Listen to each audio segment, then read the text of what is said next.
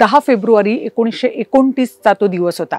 24 वर्षांचा एक तरुण मुंबईच्या आकाशात ताशी 100 मैलांच्या वेगानं चक्क विहरत होता। अर्ध्या तासाच्या आकाशभरारीनंतर तो जमिनीवर उतरला तेव्हा त्याच्या चेहऱ्यावर निस्सीम आनंद होता। 5व्या वर्षापासून त्यानं पाहिलेलं स्वप्न पूर्ण झालं होतं आणि आता त्याच्या हातात व्यावसायिक विमान उड्डाणाचा परवाना असणार होता। निळ्या कव्हरमध्ये गुंडाळलेल्या त्या परवान्यावर नंबर 1 असं लिहिलेलं होतं, कारण हा तरुण देशातला म्हणजे भारतातला पहिला व्यावसायिक वैमानिक बनला होता। आणि तुम्हाला एव्हाना कळलंच असेल, आपण JRD टाटांविषयी बोलतोय।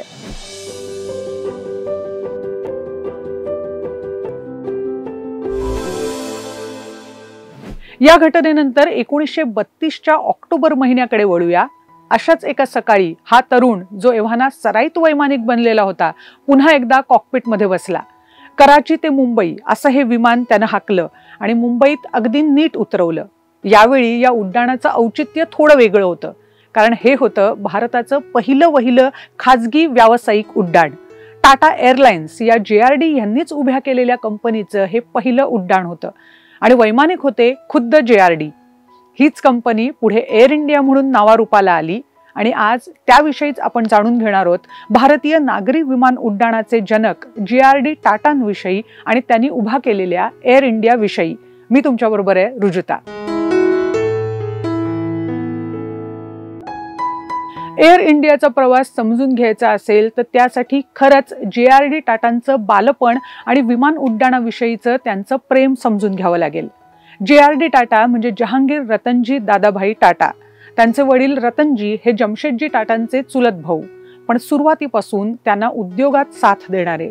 त्यामुळे जहांगीर पुढे जाऊन टाटा समूहाशी जोडले जाणार हे जवळजवळ आधीच ठरलेलं होतं आणि जहांगीरनंही ती चुणूक लहान वयातच दाखवली। रतनजी यांची फ्रेंच पत्नी सुझान बियर यांच्या पोटी 29 जुलै 1904 ला JRD टाटांचा जन्म झाला। आई फ्रेंच असल्यामुळे त्यांचं बालपण पॅरिसलाच गेलं आणि अगदी 8वी पर्यंतचं शिक्षण फ्रेंच भाषेत झालं। वडील तेव्हा युरोपात टाटा सन्सचा विस्तार करण्यामागे गुंतले होते आणि ते लंडनमधून काम करत होते। जहांगीर 5 वर्षांचे असताना त्यांनी आपल्या मित्राचे वडील लुई बॅरिएट यांना विमान उड्डाण करताना पाहिलं होतं। लुई हे फ्रेंच वैमानिक आणि नागरी उड्डाणाचे प्रणेते समजले जातात। त्यांनीच इंग्लिश खाडीवरून मोठी विमानझेप घेतली होती। विमान उड्डाणाला लोकप्रियता मिळवून देण्यासाठी त्यांनी हे केलं होतं आणि त्यांच्या चाहत्या वर्गात 5 वर्षांचा जहांगीरही सामील झाला। पुढे लुई यांच्याबरोबर कॉकपिटमध्ये बसायची संधी मिळाल्यानंतर 15व्या वर्षी जहांगीर यांचं ते एक ध्येयच बनलं। इतर टाटा कुटुंबियांप्रमाणेच रतनजी यांचं मुलाच्या शिक्षणावर लक्ष होतंच। JRD फ्रान्स, जपान, इंग्लंड आणि भारत यातल्या विविध विद्यापीठांमधून शिकले आणि 1923 मध्ये त्यांच्या आईचं निधन झाल्यानंतर वडिलांबरोबर ते भारतात आले। वडील दोराबजींबरोबर समरसून काम करत होते। टाटा स्टील, टाटा पॉवर यांचा डोलारा उभा राहत होता।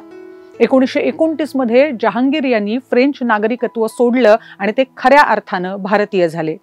तेव्हाच त्यांची उर्वरित कारकीर्द भारतात आणि टाटा समूहाबरोबर जाणार हे निश्चित झालं। त्यांचं स्वप्न होतं भारतात टाटा समूहाकडून विमान कंपनी सुरू करण्याचं। पण यापूर्वी दोराबजी टाटांनी ब्रिटिश कंपनीकडून आलेला असाच एक प्रस्ताव फेटाळून लावला होता। ती फाईलच कायमची कपाटात बंद करून टाकली होती। अशा वेळी दोराबजींचं मन वळवणं हे सगळ्यात कठीण काम होतं। पण जहांगीर यांनी स्वतःवर काम करणं सुरू केलं होतं। भारतात तेव्हा विमान उड्डाण प्रशिक्षणाची सोयच नव्हती, पण नशिबानं 1928 मध्ये बॉम्बे फ्लाइंग क्लब स्थापन झाला आणि तिथे प्रशिक्षण घेणाऱ्या पहिल्या फळीतील एक वैमानिक होते JRD टाटा। 24व्या वर्षी त्यांनी परवाना मिळवला। खरं तर अनेकांनी त्यासाठी अर्ज केला होता, पण प्रत्यक्ष परीक्षा देऊन ती उत्तीर्ण होणारे JRD पहिले होते। त्यामुळे ते बनले भारताचे पहिले व्यावसायिक नागरी वैमानिक। आता JRDंची प्रबळ इच्छा त्यांना स्वस्थ बसू देईना आणि यावेळी मात्र दोराबजींनी त्यांच्या विनंतीपुढे मान तुकवली आणि अशा पद्धतीनं 1932 मध्ये स्थापना झाली टाटा एअरलाइन्सची। परवाना मिळवल्यापासून मधली 3 वर्ष त्यावर काम सुरूच होतं। सरकारी परवाने मिळवल्यानंतर टाटा स्वतः इंग्लंडला गेले आणि 2 छोटी विमानं खरेदी करून आले। यातील एक ते स्वतः चालवत भारतात आणणार होते। पण टाटांना नेपल्समध्ये विश्रांती घेत असतानाच अचानक ताप अंगात भरला आणि पुढे त्यांना विमान चालवणंही अशक्य झालं। शेवटी ते विमान JRD आणि त्यांच्या पत्नी थेल्मा यांच्यासह चक्क बोटीवर विराजमान झालं.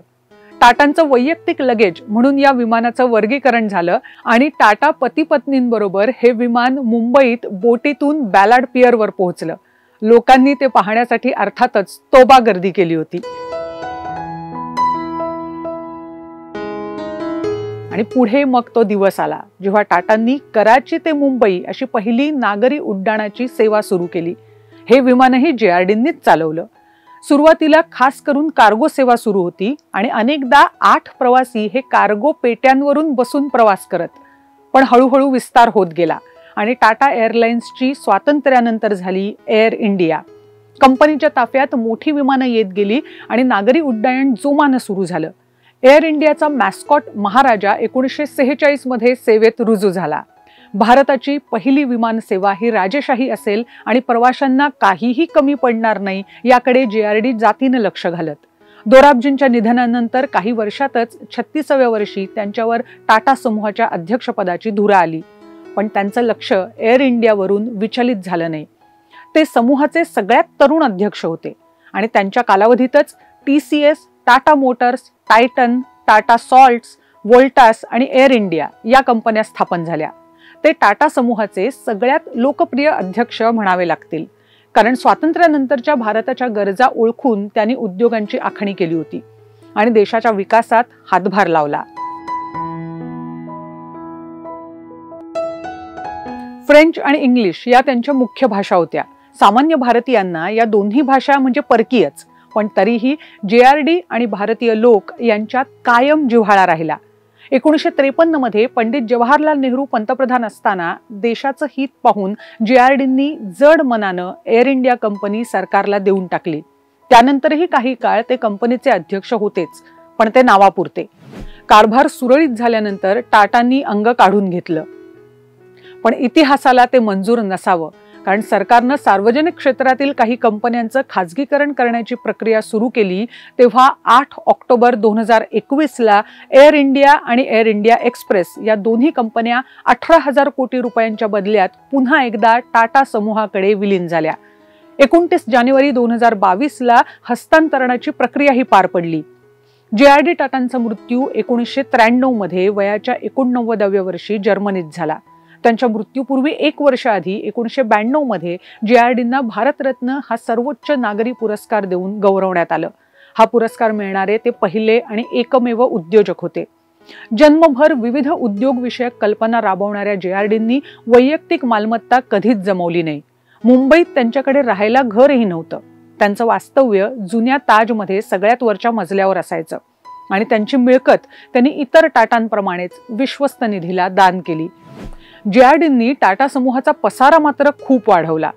आता पुढच्या भागात जाणून घेऊया रतन टाटांविषयी, ज्यांनी टाटांच्या समूहात सामील करून घेतल्या जागतिक दर्जाच्या कंपन्या. तोपर्यंत हा व्हिडिओ तुम्हाला कसा वाटला हे खाली कमेंट बॉक्समध्ये जरूर लिहा.